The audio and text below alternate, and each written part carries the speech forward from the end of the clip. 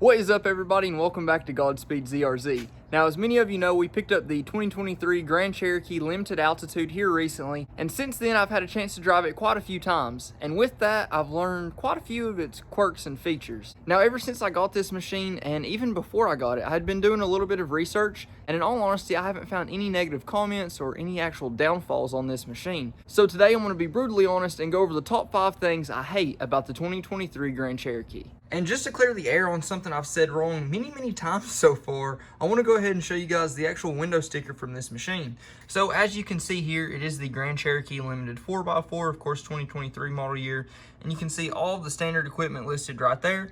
And then on this side, you're going to see all the standard equipment until you get to optional equipment. Now, I have continued to call this thing the Altitude package, which across the Jeep lineup, whenever it's blacked out, more times than not, it's going to be called Altitude. But on this one specifically, it's just called the Customer Preferred Package 22E, which essentially gives you all the exterior pieces that you'd see on the Altitude packages. But of course, this is a limited trim level, so with that, they just call it something a little bit different. And then of course, while we've got it, you guys can see the fuel economy rating on this machine, 22 miles per gallon combined, 19 city, 26 highway. And I haven't seen that at all yet, but of course we all know the 3.6 liters have never really been the most fuel efficient motors, but they work great, especially better with that 8-speed transmission that it's got. So to go ahead and start off the list with number one of the biggest things I absolutely hate about this Grand Cherokee, it's something that just seems like a no-brainer, and I think many of you will agree. If you notice, whenever you look in here at the 3.6 liter V6, it's missing something that almost every other product that I know of has. Yep, an engine cover. So I've looked over many different videos from other reviews on these machines, and I haven't seen a single one with the 3.6 liter motor that actually has the engine cover.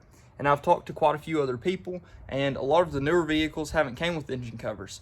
I'm not sure if that's to do anything with the shortage of parts or anything like that. I feel like most of that's really over at this point, and they really have everything that they need. So I'm not sure if it's something they've just cut back on or what, but you can still see the points of contact where the actual engine cover would go over. So I just find that extremely strange that these don't have engine covers now. And of course, everybody always says, oh, you open it up and it's just plastic, but it actually cleans up the look of your engine bay. It's not really an appealing look, and I think the engine cover actually does help it.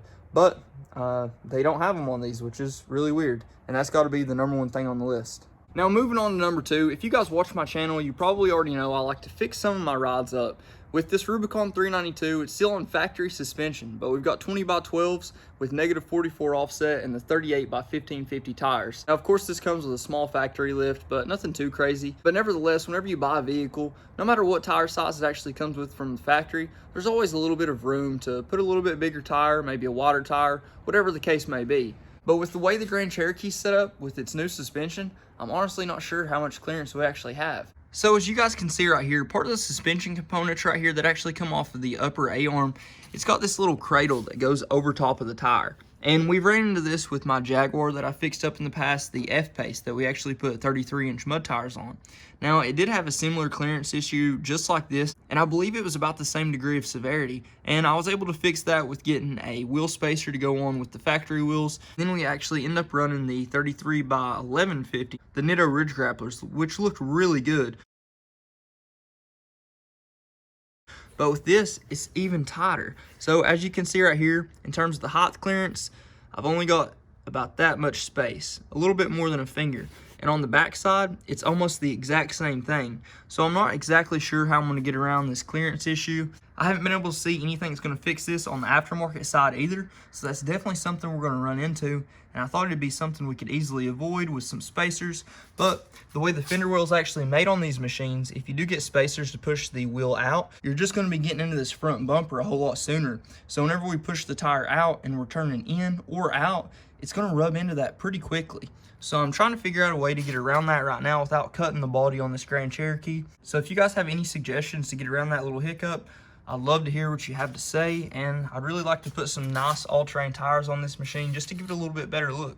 Now, moving on to the interior, there has been another issue I've been running into, which has just been really weird, off the wall, and more of an annoyance than anything. As many of you know, to program your garage door opener in pretty much any of the Mopar products, you'll press all 3 of the buttons, you'll hold them in whenever you're parked or stationary, and you'll hold them until the light flashes, and then I believe it stops.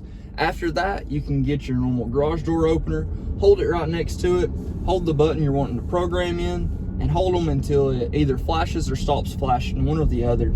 And I've done that on so many different vehicles. I mean, I sold them for a living for 3 years, so I programmed my fair share of garage door openers. And in the Rubicon 392 I have right now, it was as simple as that process I just laid out, and it took probably 1 minute. So ever since I got this Grand Cherokee, I've tried to program it probably 10 times, and for some reason, it just won't program. So I'll sit here, I'll go through the whole process, and then I'll go to press the button, and sure enough, the garage door won't open. So it's obviously something I need to take back to the dealership. But if any of you watch the channel, you know I really hate doing that. I don't really have the time to take all these machines back to the dealership whenever something messes up.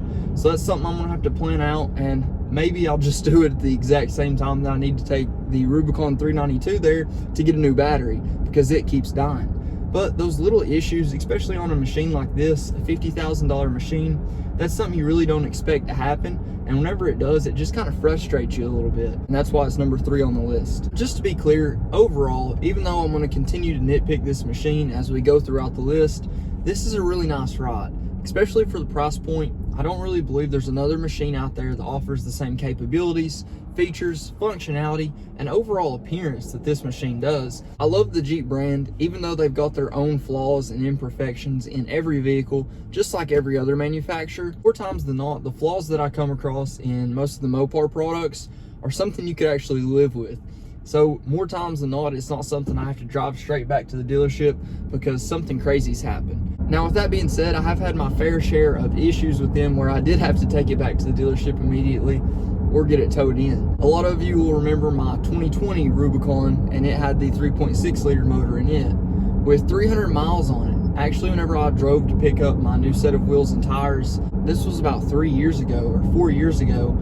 Whenever I was coming back, keep in mind 300 miles on this machine, the transmission actually went out, and I was downtown right in the middle of Main Street.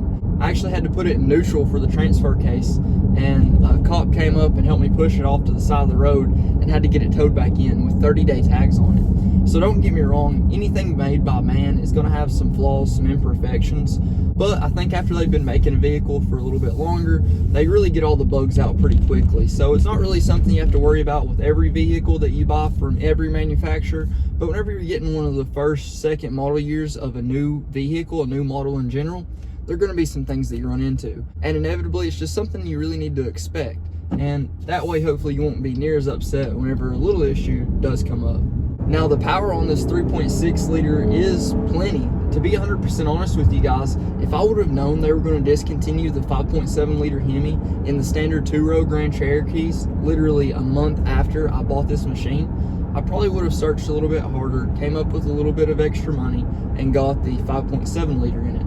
Now, with that being said, there's not much of a power difference between the two. The 5.7, of course, is a V8 and would sound better if I was going to put an exhaust on this one, but this is really just a baby hauler. So I wanted to have a vehicle that I'm not going to mess up too awful much. Of course, we're going to put some all-terrain tires on it and maybe spruce up the appearance, but I don't want it to be any louder than it is. The interior is actually a pretty quiet place. The sound deadening is pretty impressive, and just the overall fit and finish of this machine makes it a really nice luxury SUV. So I don't want to ruin that by putting a crazy exhaust on this one. Now, the difference between speed, just to give you a reference, between the 3.6 liter and the 5.7 liter, which I believe is somewhere around a $3,000 to $5,000 option, is only 0.5 seconds on 0 to 60. They're both going to be slow. I believe the 0 to 60 time is like 7.5 seconds on this machine, and it's probably right at 7.1 or 7.0 with the 5.7 liter Hemi. So even if you go for that 5.7 option, it shouldn't necessarily be for speed and performance. Even up in higher altitudes, 3.6 liters perform extremely well, so it doesn't really ever leave you wanting more. I think it really just comes down to more of a preference.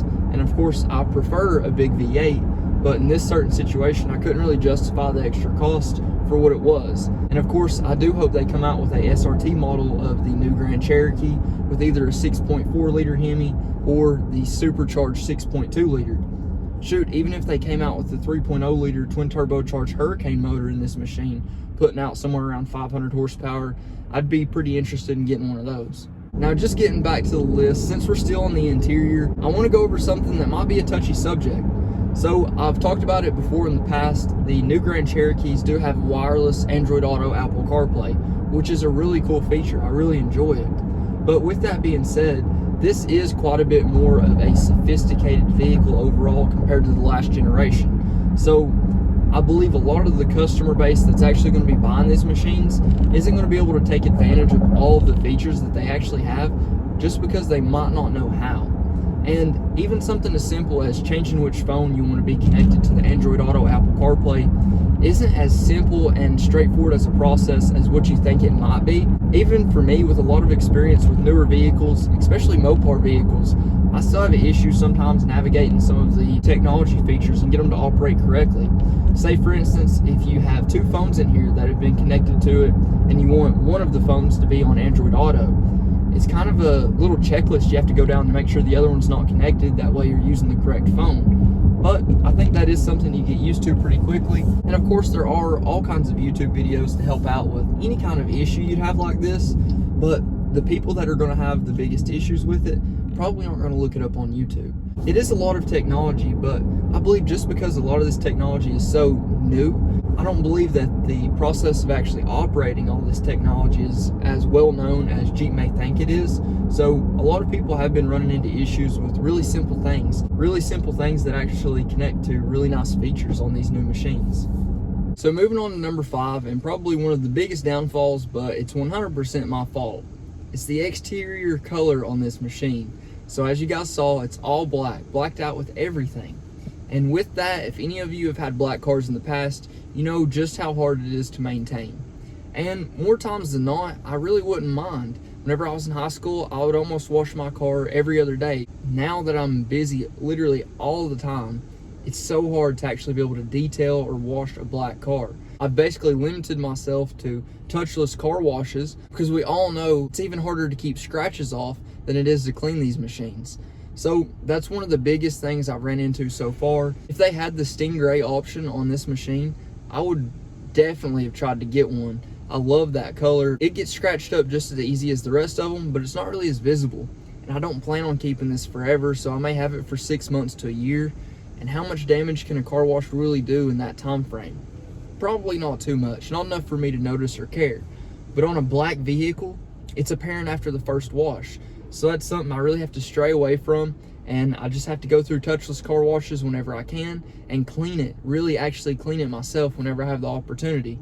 And that's few and far between. So I hope this gives you guys a fair look and an honest opinion on these machines, because I know a lot of them that you'll see out there on the YouTube videos are more or less just press vehicles that have been sent out from the manufacturer, and they really have no choice but to give a great review.